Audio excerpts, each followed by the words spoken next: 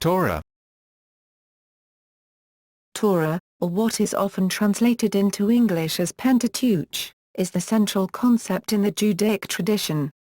It has a range of meanings. It can most specifically mean the first 5 books of the Tanakh, it can mean this plus the rabbinic commentaries on it can mean the continued narrative from Genesis to the end of the Tanakh, and it can even mean the totality of Jewish teaching and practice. Common to all these meanings, Torah consists of the foundational narrative of the Jewish people, their call unto being by God, their trials and tribulations, and their covenant with their God, which involves following a way of life embodied in a set of religious obligations and civil laws. In rabbinic literature the word Torah denotes both the 5 books, Torah Shabbat, Tvrhshbktb, Torah that is written, and an oral Torah, Torah Shibal P, Tvrhshblph, Torah that is spoken. The oral Torah consists of interpretations and amplifications which according to rabbinic tradition have been handed down from generation to generation and now embodied in the Talmud and Midrash. According to rabbinic tradition, all of the teachings found in the Torah, both written and oral, were given by God to Moses, some of them at Mount Sinai and others at the Tabernacle, and all the teachings were written down by Moses, which resulted in the Torah we have today.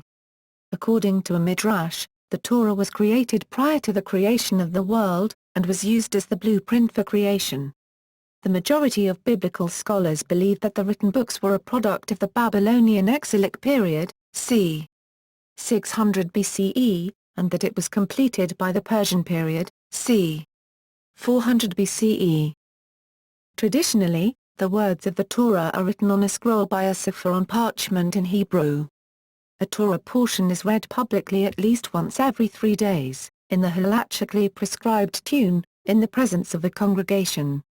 Reading the Torah publicly is one of the bases for Jewish communal life. Meaning and names. The word Torah in Hebrew is derived from the root yrh, which in the Hifalil conjugation means to guide, teach, cf. Lev 10:11. The meaning of the word is therefore teaching, doctrine, or instruction. The commonly accepted law gives a wrong impression. Other translational contexts in the English language include custom, theory, guidance, or system. The term Torah is used in the general sense to include both rabbinic Judaism's written law and oral law, serving to encompass the entire spectrum of authoritative Jewish religious teachings throughout history, including the Mishnah, the Talmud, the Midrash and more, and the inaccurate rendering of Torah as law may be an obstacle to understanding the ideal that is summed up in the term Talmud Torah, TLMVD TVRH, study of Torah. The earliest name for the first part of the Bible seems to have been the Torah of Moses.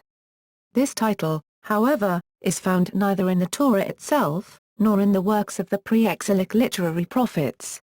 It appears in Joshua, 8:31-32. 23:6, and Kings, I Kings 2:3. 2 Kings 14:6. 23:25, but it cannot be said to refer there to the entire corpus. In contrast, there is every likelihood that its use in the post-exilic works, Mal 3:22. Dan 9:11, 13. Ezra 3:2. 7:6. Nay 8:1. 2 Chron. 23:18. 30:16, was intended to be comprehensive. Other early titles were the Book of Moses, Ezra 6:18. Nay 13:1. 2 Chron. 35:12. 25:4. Cf 2 Kings 14:6, and the Book of the Torah, Nay 8:3, which seems to be a contraction of a fuller name, the Book of the Torah of God, Nay 8:8, 18. 10:29-30. Cf 9:3. Christian scholars usually refer to the first 5 books of the Hebrew Bible as the Pentateuch, a term first used in the Hellenistic Judaism of Alexandria, meaning 5 books, or as the law, or law of Moses. Muslims refer to the Torah as Torat, Twrat, law, an Arabic word for the revelations given to the Islamic prophet Musa, MWS, Moses in Arabic. Torah and Judaism. Rabbinic writings offer various ideas on when the Torah was composed. The revelation to Moses at Mount Sinai is considered by most to be the revelatory event. According to dating of the text by Orthodox rabbis, this occurred in 1312 BCE. Another date given for this event is 1280 BCE. The Talmud, Gittin 60a, brings two opinions as to when the Torah was written by Moses. One opinion holds that it was written by Moses gradually over many years as it was dictated to him, and finished close to his death, and the other opinion holds that Moses wrote the complete Torah in one writing close to his death, based on what was dictated to him over the years.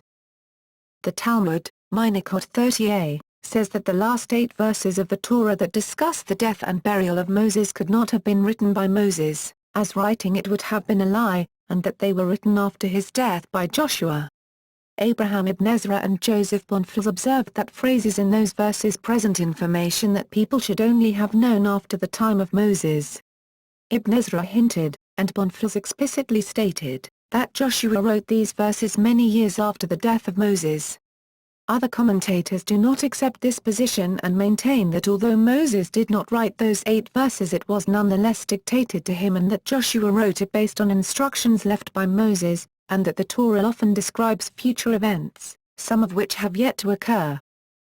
The Talmud, Tractate Sab 115b, states that a peculiar section in the Book of Numbers, 10:35-36, surrounded by inverted Hebrew letter nuns, in fact forms a separate book. On this verse a midrash on the Book of Mishl, English Proverbs, states that these 2 verses stem from an independent book which existed, but was suppressed. Another, possibly earlier, midrash, Ta'im Hazrat V'Itrat, states that this section actually comes from the Book of Prophecy of Eldad and Medad. The Talmud says that God dictated 4 books of the Torah, but that Moses wrote Deuteronomy in his own words, Talmud Bavli, Meg 31b.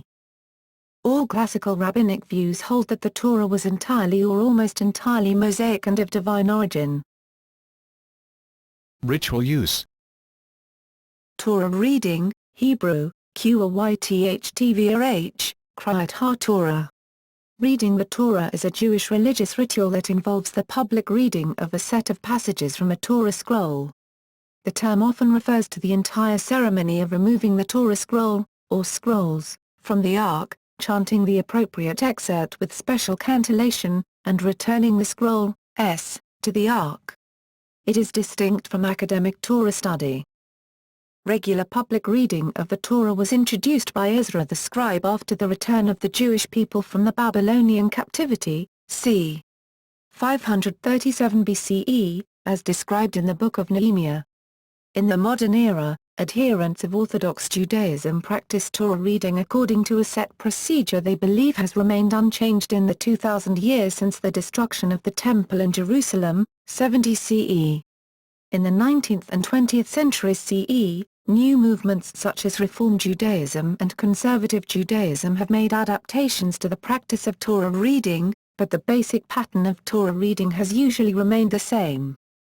As a part of the morning or afternoon prayer services on certain days of the week or holidays, a section of the Pentateuch is read from a Torah scroll. On Shabbat, Saturday, mornings, a weekly section, Parasha is read, selected so that the entire Pentateuch is read consecutively each year. On Saturday afternoons, Mondays, and Thursdays, the beginning of the following Saturday's portion is read. On Jewish holidays, the beginnings of each month, and fast days, special sections connected to the day are read. Jews observe an annual holiday, Simchat Torah, to celebrate the completion and new start of the year's cycle of readings. Torah scrolls are often dressed with a sash, a special Torah cover, various ornaments and a kata, crown, although such customs vary among synagogues. Congregants traditionally stand when the Torah is brought out of the ark to be read, while it is being carried and lifted, and likewise while it is returned to the ark, although they sit during the reading itself. Biblical law.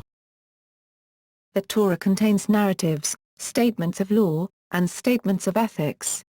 Collectively these laws, usually called biblical law or commandments, are sometimes referred to as the Law of Moses, Torat Moshe, Mosaic law, or Sinaitic law. The Oral Torah. Rabbinic tradition holds that Moses learned the whole Torah while he lived on Mount Sinai for 40 days and nights, and both the oral and the written Torah were transmitted in parallel with each other. Where the Torah leaves words and concepts undefined, and mentions procedures without explanation or instructions, the reader is required to seek out the missing details from supplemental sources known as the oral law or oral Torah. Some of the Torah's most prominent commandments needing further explanation are Tefillin, as indicated in Deuteronomy 6:8 among other places, tefillin are to be placed on the arm and on the head between the eyes. However, there are no details provided regarding what tefillin are or how they are to be constructed. Kashrut, as indicated in Exodus 23:19 among other places, a kid may not be boiled in its mother's milk. In addition to numerous other problems with understanding the ambiguous nature of this law, there are no vowelization characters in the Torah. They are provided by the oral tradition. This is particularly relevant to this law, as the Hebrew word for milk, khlb, is identical to the word for animal fat when vowels are absent. Without the oral tradition, it is not known whether the violation is in mixing meat with milk or with fat. Shabbat laws, with the severity of Sabbath violation, namely the death penalty, one would assume that direction would be provided as to how exactly such a serious and core commandment should be upheld. However, most information regarding the rules and traditions of Shabbat are dictated in the Talmud and other books deriving from Jewish oral law. According to classical rabbinic texts, this parallel set of material was originally transmitted to Moses at Sinai, and then from Moses to Israel. At that time it was forbidden to write and publish the oral law, as any writing would be incomplete and subject to misinterpretation and abuse. However, after exile, dispersion and persecution, this tradition was lifted when it became apparent that in writing was the only way to ensure that the oral law could be preserved. After many years of effort by a great number of Tannaim, the oral tradition was written down around 200 CE by Rabbi Judah Hanassi, who took up the compilation of a nominally written version of the oral law, the Mishnah, Hebrew, MSHNH. Other oral traditions from the same time period not entered into the Mishnah were recorded as Baraitot, external teaching, and the Tosfta. Other traditions were written down as Midrashim. After continued persecution, more of the oral law was committed to writing. A great many more lessons, lectures and traditions only alluded to in the few hundred pages of Mishnah, became the thousands of pages now called the Gemara.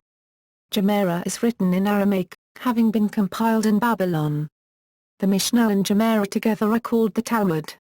The rabbis in Israel also collected their traditions and compiled them into the Jerusalem Talmud. Since the greater number of rabbis lived in Babylon, the Babylonian Talmud has precedence should the two be in conflict. Orthodox and conservative branches of Judaism accept these texts as the basis for all subsequent halakha and codes of Jewish law, which are held to be normative. Reform and Reconstructionist Judaism deny that these texts may be used for determining normative law, laws accepted as binding, but accept them as the authentic and only Jewish version for understanding the Torah and its development throughout history. Humanistic Judaism holds that the Torah is a historical, political, and sociological text, but does not believe that every word of the Torah is true, or even morally correct. Humanistic Judaism is willing to question the Torah and to disagree with it, believing that the entire Jewish experience, not just the Torah, should be the source for Jewish behavior and ethics. Divine significance of letters, Jewish mysticism. Kabbalists hold that not only are the words giving a divine message, but indicate a far greater message that extends beyond them. Thus they hold that even as small a mark as a kotso shel yod, qvtsvshlyvd, the serif of the Hebrew letter yod, y, the smallest letter, or decorative markings, or repeated words, were put there by God to teach scores of lessons. This is regardless of whether that yod appears in the phrase I am the Lord thy God, Anokye Yad Hvah Lohika, Exodus 22, or whether it appears in, and God spoke unto Moses saying, Ve'at Elohim, El Moshe. Viomer Relayov, Aniuayat Hvah. Exodus 6:2. In a similar vein, Rabbi Akiva, c. 50, c. 135 CE, is said to have learned a new law from every A.T. in the Torah, Talmud, Tractate Pesachim 22b. The word A is meaningless by itself, and serves only to mark the direct object. In other words, the Orthodox belief is that even apparently contextual text, "and God spoke unto Moses saying," is no less important than the actual statement. One Kabbalistic interpretation is that the Torah constitutes one long name of God, and that it was broken up into words so that human minds can understand it. While this is effective since it accords with our human reason, it is not the only way that the text can be broken up. Production and use of a Torah scroll. Manuscript Torah scrolls are still used, and still scribed, for ritual purposes, that is, religious services. This is called a Sefer Torah, Book Torah. They are written using a painstakingly careful methodology by highly qualified scribes. This has resulted in what is, according to B. Barry Levy, the popular assumption that no changes were ever introduced into copies of the Bible during rabbinic times. However, he writes that this simply does not accord with the facts. It is believed that every word, or marking, has divine meaning, and that not one part may be inadvertently changed lest it lead to error. The fidelity of the Hebrew text of the Tanakh, and the Torah in particular, is considered paramount, down to the last letter. Translations or transcriptions are frowned upon for formal service use, and transcribing is done with painstaking care. An error of a single letter, ornamentation, or symbol of the 304,805 stylized letters that make up the Hebrew Torah text renders a Torah scroll unfit for use, hence a special skill is required and a scroll takes considerable time to write and check.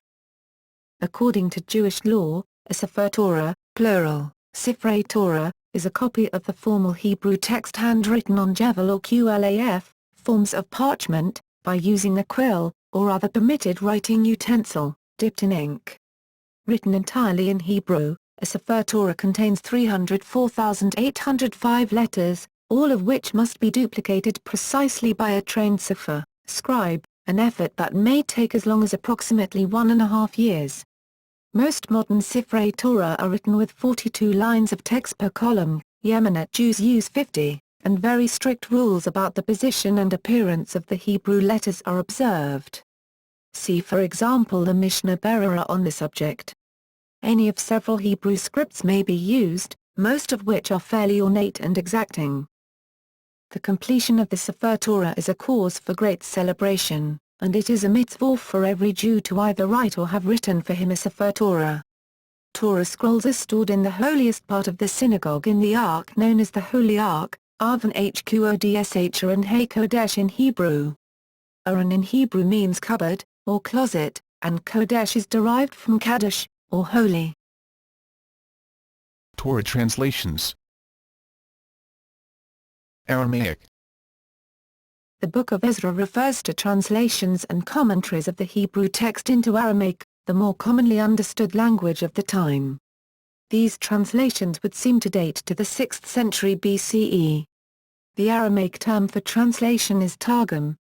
The Encyclopedia Judaica has. However, there is no suggestion that these translations had been written down as early as this. There are suggestions that the Targum was written down at an early date, although for private use only. Greek. One of the earliest known translations of the first 5 books of Moses from the Hebrew into Greek was the Septuagint. This is a Koine Greek version of the Hebrew Bible that was used by Greek speakers. The Greek version's name in Latin is the Septuagint, Latin septa meaning 7, plus ginta meaning times 10. It was named Septuagint from the traditional number of its translators. This Greek version of the Hebrew scriptures dates from the 3rd century BCE, originally associated with Hellenistic Judaism. It contains both a translation of the Hebrew and additional and variant material.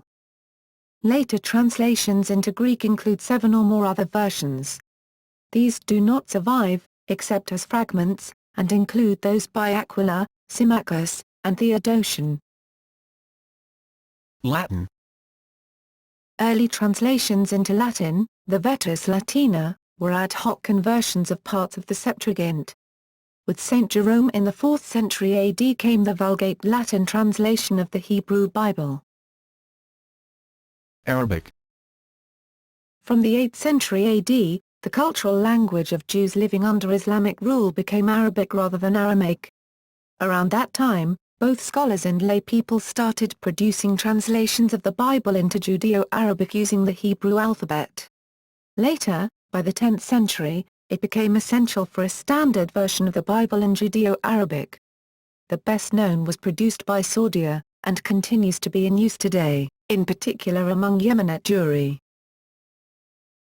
English.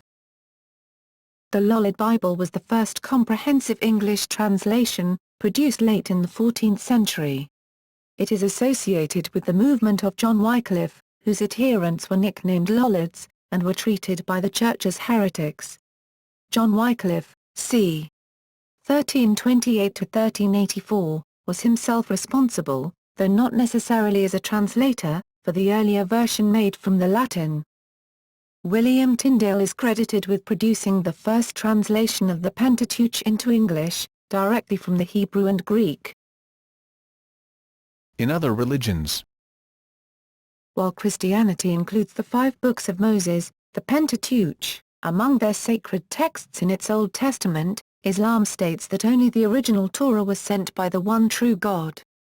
In neither religion does the Torah retain the religious legal significance that it has in Orthodox Judaism.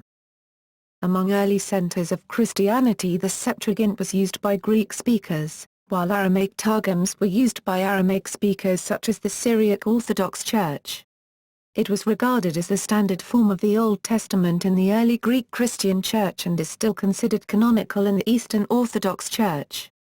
Though different Christian denominations have slightly different versions of the Old Testament in their Bibles, the Torah as the 5 books of Moses, or the Mosaic Law, is common among them all.